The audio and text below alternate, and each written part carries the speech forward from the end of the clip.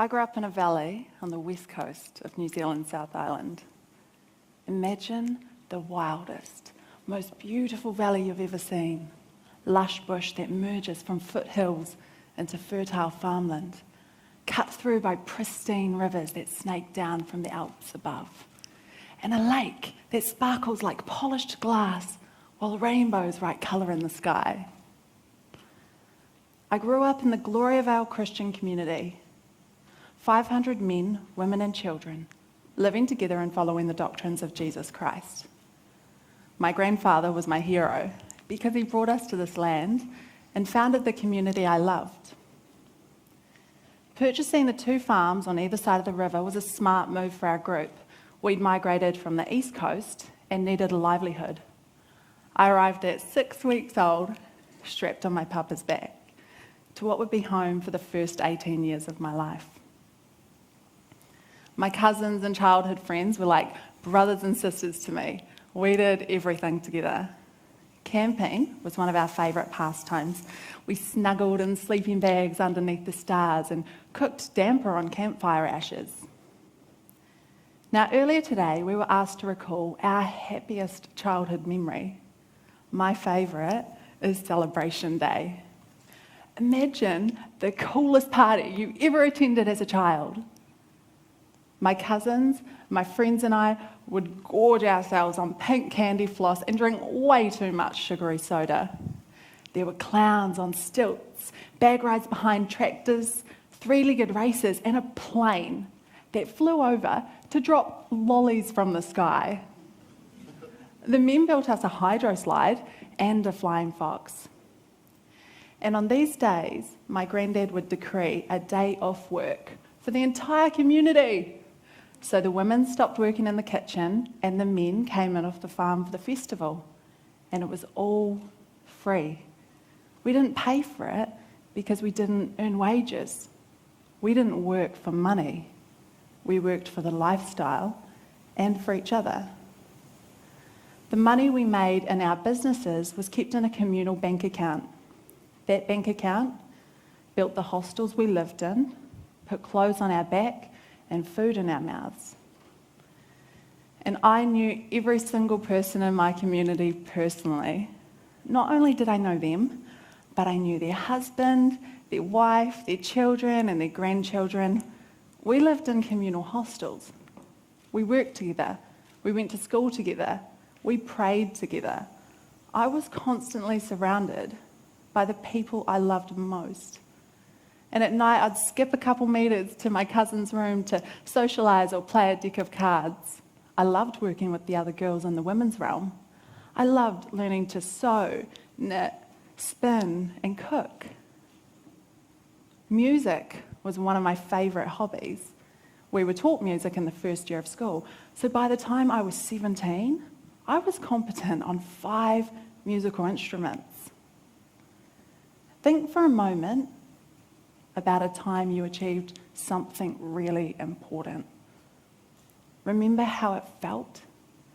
Remember how proud you were in the moment? It probably felt similar to the day I received my first school report. It was the most exciting day of my life as a 6-year-old. I'd scored excellent grades and even better personal comments from my school teacher. So you can imagine my excitement when my grandfather took the school report and read it to the 500 members of my community at dinner. And then he said, "We don't want women like you." My stomach dropped. I turned bright red.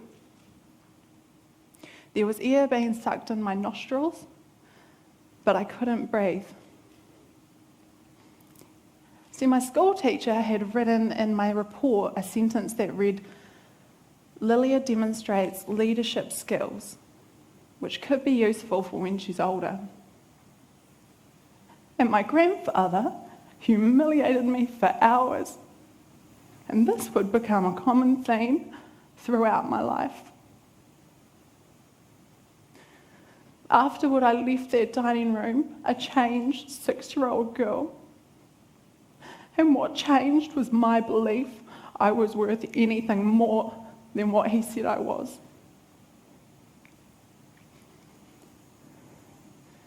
And as a young girl, I spent the majority of my time with women folk. And because we home birthed big families, the sight of a pregnant belly made me feel at home. My mum grew up with 15 brothers and sisters. I have 9 siblings. I was 7 years old when I saw a newborn baby for the first time. I took the scissors with both hands and snipped the umbilical cord.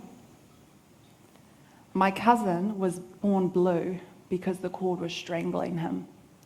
So after saving him, the midwife did a trauma assessment with me because I was 10 years old at the time. And I held my aunt's hand when her next girl was delivered on a mattress in the back of a van on way to the nearest hospital. Dad was the acting manager for one of the businesses. And my mum was the leader of all the women and ran the entire domestic realm of Gloriavale. I wanted to be just like her when I grew up. Her job was demanding, and because Dad was often travelling for business, she needed help raising the children. So I changed dirty nappies, potty trained, climbed out of bed in the middle of the night to rock them back to sleep, cleaned up spew, knitted them warm clothes, and helped wean them off breast milk. I couldn't wait to grow up and marry a man and have his babies. My girl cousins and I talked about it a lot, so it was a really exciting day for me when I turned 12 and got my period, because I could finally fulfill my purpose in life. And by the time I was 14, I knew who I wanted to fulfill that purpose with. His name was Willing. It would be a worthy marriage. I was the granddaughter of the church founder, and he was the son of Fervent, one of the church leaders. Then one day I was sitting in class when Fervent bowled in the door, dragging Willing by the shoulder. Willing had been disobedient. I don't remember what he had done. It could have been that he combed his hair the wrong way, spoke back to his father, listened to music he wasn't allowed to listen to, or read a book he wasn't allowed to read. It didn't matter. The punishment was the same. Willing was ordered to bend over and pull down his pants. And my stomach rolled when Fervent pulled out the leather belt. We were then told to watch as Fervent beat Willing with it. And I refused to look. Instead, I stared down at my desk and whispered, "Please, God, make it stop. Please make it stop." In that moment, my respect for Fervent's leadership imploded. I knew what he was doing was wrong. They taught us so much about the love of God. But as I watched Fervent beat his son, I thought, that's not love. And it wasn't love. Even though after Fervent had finished beating his son, he hugged him and told him he loved him. That's not love. I became suspicious of the laws we were being taught. Spare the rod, spoil the child, the leaders said. My blood boiled when one wife brought her child to me and showed me the blue welts on the toddler's back. I gritted my teeth. How can anyone call themselves a Christian and treat a child that way? How can any parent treat a child that way? My friend Jubilant wasn't spoiled. He was born into one of the least privileged families in our society with no connection to leadership circles. He was the jokester of our class, always saying witty things to make us laugh. Imagine your brother, one of your children, your nephew, a niece, your daughter, the one who makes everyone laugh, the clown. That was Jubilant. And one day at soccer, Jubilant made one too many jokes. And when our teacher Nathaniel began to punch and kick him, my stomach rolled again. The game froze and we looked on horrified, and I thought Nathaniel would stop. But he didn't. He forced Jubilant to walk from the soccer field to the main building, all the while punching and kicking him. And Jubilant was sobbing, raising his hands to shield his head from the blows. And I thought surely Nathaniel will be dismissed as our school teacher. But the next day, he was back in the classroom with us. And I thought, what's wrong with the people running this place? I don't want to have children here.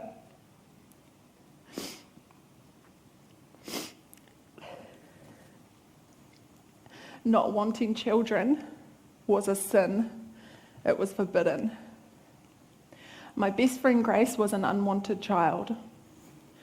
Her mother had given her up at birth, and her adoptive parents shipped her from the US to our community, hoping that good influence would set her straight. Excuse me. She was a chocolate-skinned Mexican girl who arrived in Gloriavale when she was 13, just 3 years older than me. I loved that girl more than life. She giggled lots and made me feel safe. So we became best friends and spent as many moments as we could together.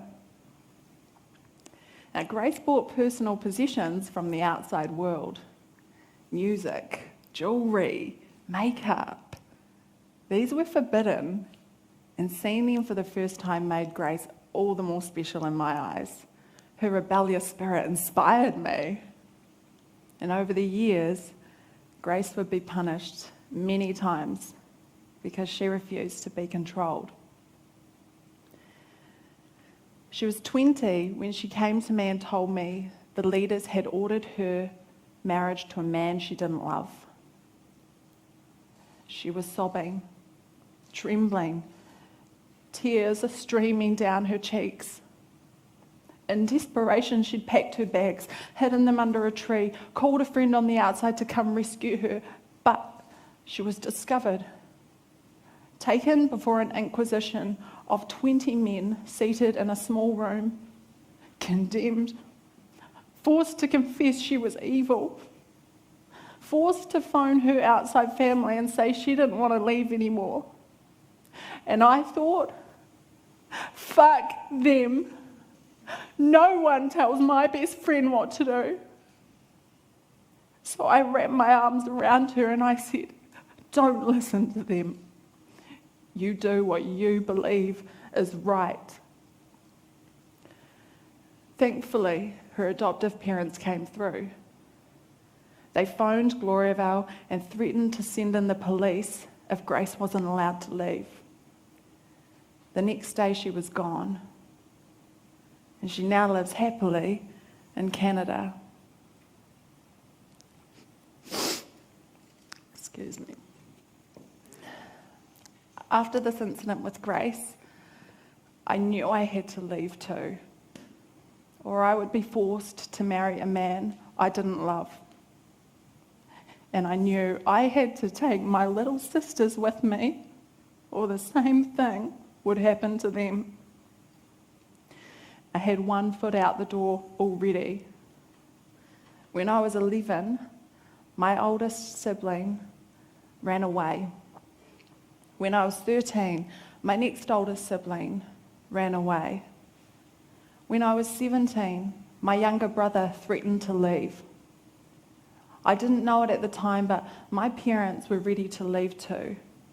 But they couldn't bear the thought of losing another child. They were waiting for me to come around so we could stay together. after what happened to Grace, I was ready to go. I left Gloriavale with my entire family less than a year after Grace had. And after I left the cult, I became obsessed with learning everything I could about human behaviour because I thought if I can understand myself and others better, I can protect myself. I can make sure no one ever takes advantage of me ever again. And as I wrote the story of my life in a religious cult, I realised the leaders of Gloriavale used cruel tactics to control and manipulate me. They began by using shame to degrade me in front of the people I loved. It started with my grandfather publicly disgracing me for my 6-year-old report card. His actions sent a clear message of who's in charge. We all knew what would happen to people who dared question authority. But it didn't end there. They began using guilt to degrade my self-worth. When I was a child, they told me every day I was a worthless sinner. It was my fault. I was evil. I was the one to blame. When people treated me badly, I thought I deserve it. I struggled to think or act for myself because I was always second-guessing. What if it is my fault? What if I am to blame? Now, they may have beaten me down, but they messed up when they mistreated the people I loved. My fury towards the injustices suffered by Grace, jubilant and willing, gave me the strength I hadn't been able to muster for myself. I couldn't stand by and watch someone I loved wrongly suffer. Love for others broke the chains that shackled me. But why was I willing to love them and not myself? Eventually I realised that if I could learn to love myself the way I loved Willing, the way I loved Jubilant and Grace, the way I love my little sisters, then I wouldn't take anyone's bullshit. So I asked, what does it mean to love myself? What does it mean to love myself so fully that if anyone ever tries to shame me again, I am the first to stand up for myself? I don't have all the answers, but I've come a long way. And I've come to realise that my 6-year-old report card was bang on.